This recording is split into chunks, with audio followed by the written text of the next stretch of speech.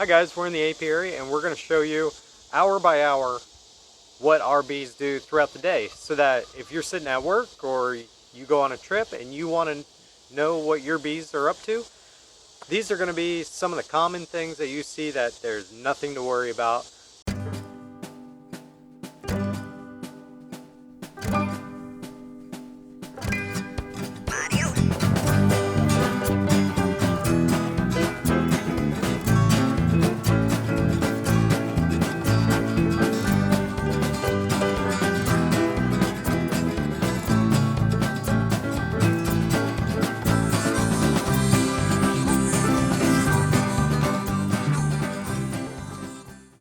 On the Rascal homestead, when you come out in the morning and you see activity like this, it's nothing to worry about.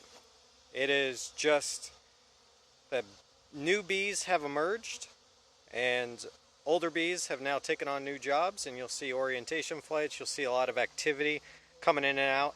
What you really want to look for, if I can get the camera close enough, is there fighting at the entrance? Is the entrance congested? So fighting at the entrance, you'll definitely notice, because there'll be bees spinning around in circles like they're dancing with each other, clung on to each other real tight, and flying away from the bottom board.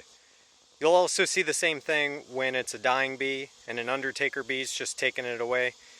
But what you want to look for is, do the bees at the entrance have torn up wings? Are they agitated? That sort of thing. But the other thing I want to point out is that bees will start their activity at different times throughout the day. So the hive on the left here, you'll see they're just kind of hanging out. There's not a ton of activity, but also the entrance is all the way open. That, if I had stuck an entrance reducer in right now, you may see just as much activity as the blue lighthouse hive that we have here on the rescue station. So these bees are all swarms that we've caught, or splits that we've done, and we call it the rescue station because most swarms, if you don't feed and feed and feed until they bulk up to go into a bigger hive, they end up dying or they won't make it through the winter. So we will continue to either feed or monitor these guys to make sure that they have enough stores and eggs to continue on. And if they do, we'll put them in bigger boxes or sell them to one of our association members. That way our association can keep bees and not have to worry about paying high prices to buy more bees. They pay our low price and they can maintain the same genetics in the area that are all nice and friendly. Like, I don't have a suit on right now. I can come up and touch the front of the bottom board and I'm not being approached by a guard bee. However, maybe I'll show later on, there'll be dragonflies and other things that come up to the bottom board and they jump on them right immediately. So that's just a basic observation. I'm part of a lot of beginner beekeeper Facebook groups, and you'll see lots of questions that says, hey, is this swarming? Is this robbing? What's going on? And that really comes down to, it's good to ask on Facebook or YouTube, but you really should have a mentor at that point, somebody that you can take a picture to and send it, or have them come over and take a look and just put you at ease. That's the whole point of the mentorship program. But if you are in a situation where you can't do that, that's where our channel comes in, and we will try and do our best to put you at ease. So something like this, that's good. I'd like to see a lot more traffic from them, but it is roughly 8 in the morning, so chances of more traffic is kind of slim until probably an hour or two from now. 10 o'clock on my property, or our apiary here, is when all the hives start going crazy. So that's when I'll come out and I'll look and go, okay, what's going on here? Do I have anything to worry about? This hive on the end, we just put a queen in.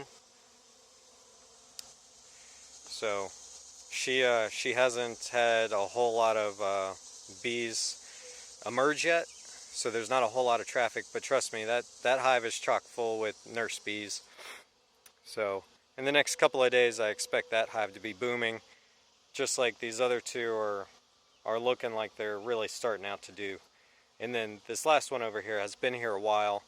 We'll check in on the queen in the next couple of days and see what's going on. If she's laying a good pattern, we'll go ahead and sell that hive. Right now it's 9 o'clock in the morning, and as you can see, fully open entrance. I did that because it's about 90 to 100 degrees during the day, and I just feel like with solid bottom board that we run, I'm gonna leave the hive entrance open. In some previous videos I said always try and keep your smallest entrance. Well, with as full as this hive is, that's just not the right choice. They're going to be able to be more productive and do, I mean, they have a lot of guard bees there now. When you're first starting out, I would say keep the smallest entrance, because you never know how, I just saw green pollen go in there. Maybe I'll capture that on video and zoom in on it. But when you're first starting out and the colony is not very big, keep the smallest entrance. No matter how hot it is, try and cover them if you can with some shade, just to keep the heat down. But they need to be able to protect that entrance. But if you're looking at it now, there's plenty of bees there, and they'll be able to protect the entrance just fine. But what you want to see is them, maybe if I get a side profile, what you want to see is them taking off from the landing board and going up. You don't want to see them drop down towards the platform here. Dead bees on the platform, 1 or 2 is okay if you got your entrance fully opened, because what they'll do is they'll end up picking those up and moving them 30 feet away from the hive and just dropping them in the grass. So that's a good thing. If you're getting over, let's say 40, then you may have some other problem going on that you need to rectify. And in a different video we'll talk about those sorts of things and what you will see there. This hive, I have a bottom entrance with the bottom board, and then I also have a top entrance here. So you should see activity at both entrances if you decide to go with that method. The bottom would have a whole lot more bees, because we're talking guard bees and undertaker bees taking the dead out. And then the top here would just have a few, and you should be able to tell how much traffic is going in and out. So they got 4 or 5 bees here just guarding, and they're guarding their resources up here. So you'll see some bees come in and out, or decide to go down to the bottom depending on what they need as a colony. I got 2 empties here just in case. And then here's another good example. So we have a lot of bees here, that's nice. You'll also see in here we got a little bit of chalk brood, and we got a bunch down here. And what that's telling me is that there is a moisture issue inside this hive, which means the easiest way to fix that is ventilation. So we have a little top entrance here, that's good. And what I will do later today, most likely, is come back here, and I'm going to stick a tack or something under the inner cover here just to lift up the inner cover. And if you lift it up in the back just a little bit, not enough to make an entrance for the bees, but undertaker bee, just dropped the larva. You want a ventilation entrance just big enough so that air can come in and out, but the bees cannot. And that will dry out your hive a little bit. You won't have as much water, moisture content in there, and that's going to help dry your nectar faster, giving you honey. Here's some activity at a hive entrance. You'll notice that this isn't excessive. However, this is actually a 5-frame new, so this is pretty good activity for this time of the day. Most of these bees are guard bees or just beginning foraging. 10 o'clock in the morning. This is what we got going on. Nothing too exciting here. You see this? It's just a Undertaker bee taking care of business, getting the trash or the dead out of the hive. These guys got a good bit of activity up the top here, and you see a lot of in and out. The quick movement's not a big deal. Let's see if they keep treating that one bee the same way. Yeah, you see these two guard bees coming after. So it's almost like they're buddies. They look around, they find out who doesn't belong, and then they go after them.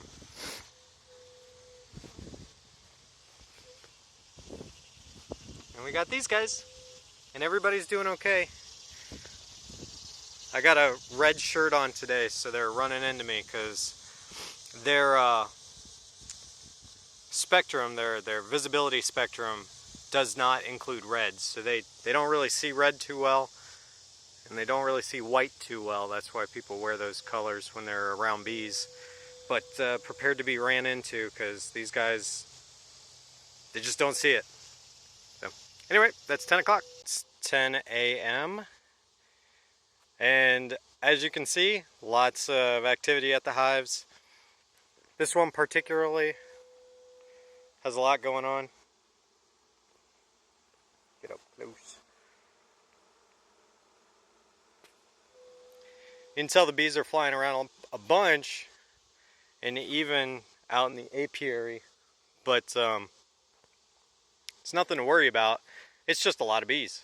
So the queen probably had a bunch emerge last night or this morning, and other bees got promoted, and now they're forager bees, and they're doing their orientation flights. And the scout bees probably already came back and said, hey, this is where everything is today. So they're, as they say, pitter patter. They're getting at her. So there you go. That's 10 a.m.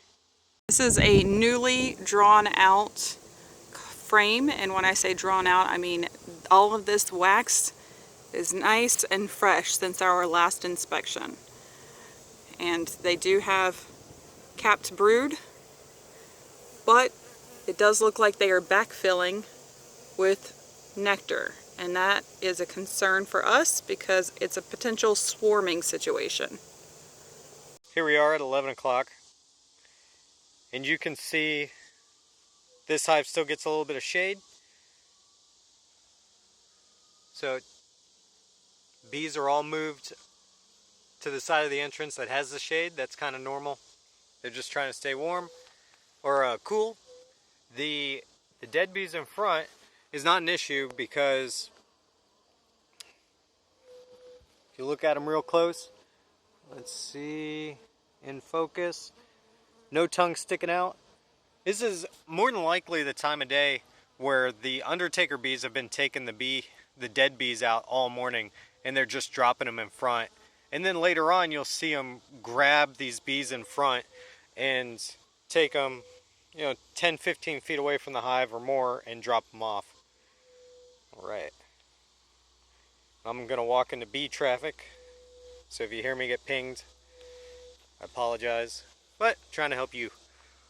So top entrance, we got a guy fanning, and bottom entrance. What you want to see at this part of the day is really take good observations of your hive at about 10-11 o'clock in the morning. You should see pollen going in. Pollen going into the hive means that you have a queen right hive, because they're going to capture all that pollen, bring it into the hive, make bee bread, and the bee bread will feed the larva. So that's a great sign. We want to see that. So we move down, we got our empty hive. We have a bunch of bees looking at the nuke. We'll skip that for now. And then we'll look at this hive. It's got a top entrance as well now, just under the super. And then we got bee activity at the front. This is pretty standard, so nothing really to worry about here either. Alright, because of what we saw in the hive, potential signs of swarming because the bees were backfilling brood a little bit, we're going to give them another box, and we're going to use something called a nadering method. So our empty box is down here. So that box has just frames, no drawn out wax. This was the bottom brood box.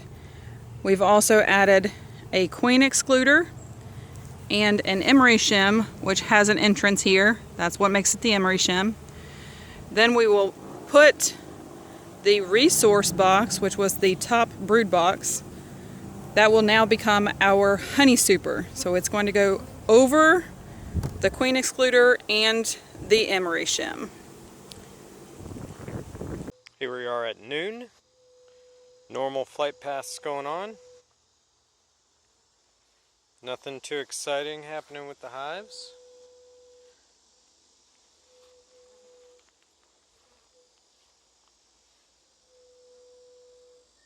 And there we go. Nothing to worry about. As long as you got flight, no fighting going on, we're happy. 1 o'clock in the afternoon.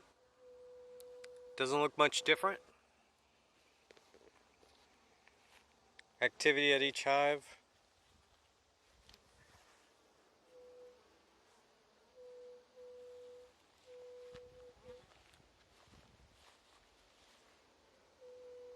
Good to go.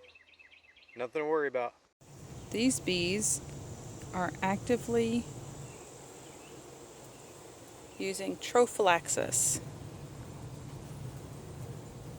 Trophallaxis is when one bee takes honey from the honey stomach and the other bee takes it into their honey stomach. This will happen several times before the nectar is placed into a cell. 2 o'clock.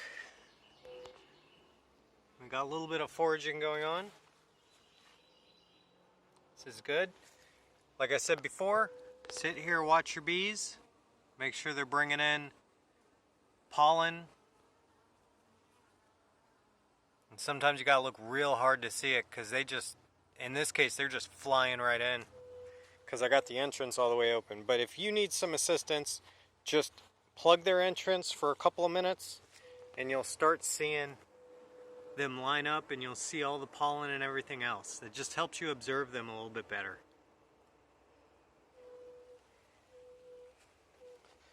But I'm not seeing the makings of anything weird going on. They're just bees being bees.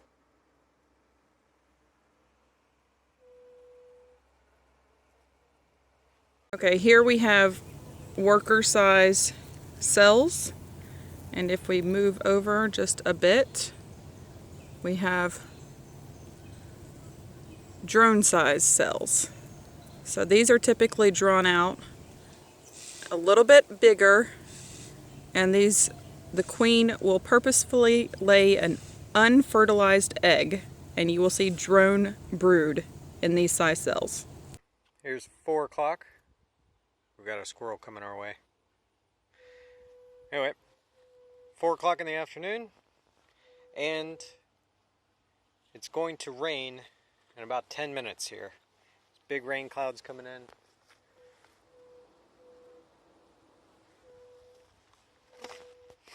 And sometimes they seem to know when the rain is coming. Most of them will come back. But if they do get stuck out there, they normally find a refuge, and then when it stops raining, they'll find their way back to their hive. We have a queen cup. We're going to look inside. And there's nothing in there.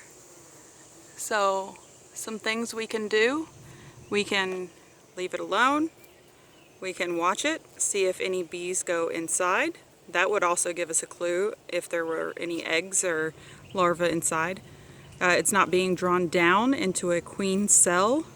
It's only a cup. This is for emergencies. You can tear it down if you want. However, we like to leave them just in case. Alright, so it's 7:30. And as you can see out here, this hive always beards kind of funny. They're very hot on the inside, but they just kind of stuff it right there instead of bearding down the hive like normal. I'm not too worried about this. They're just fanning, as you can see,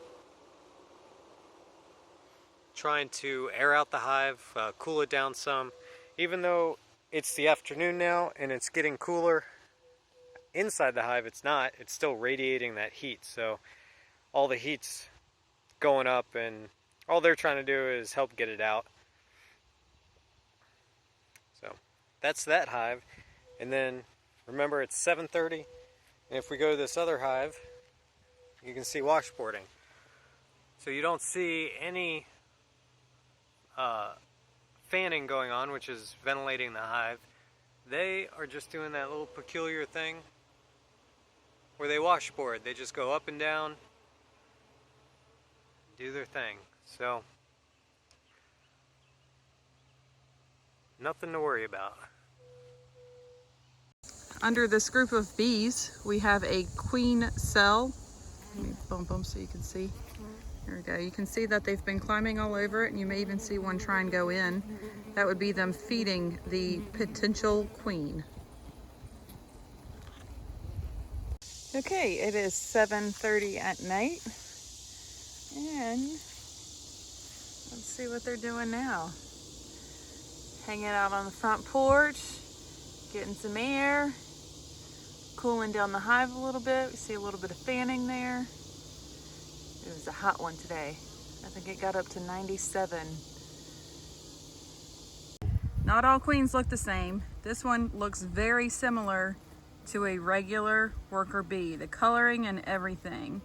She's one of our smaller queens. Whoop, and she just went to the other side. She's definitely one of our smaller queens.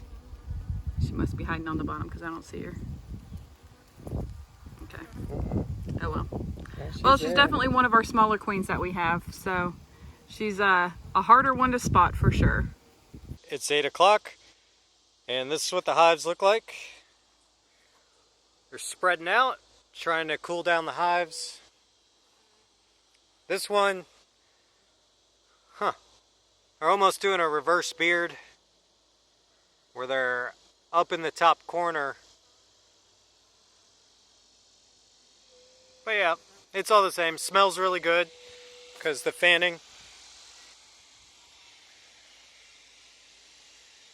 This is all normal. Nothing to worry about.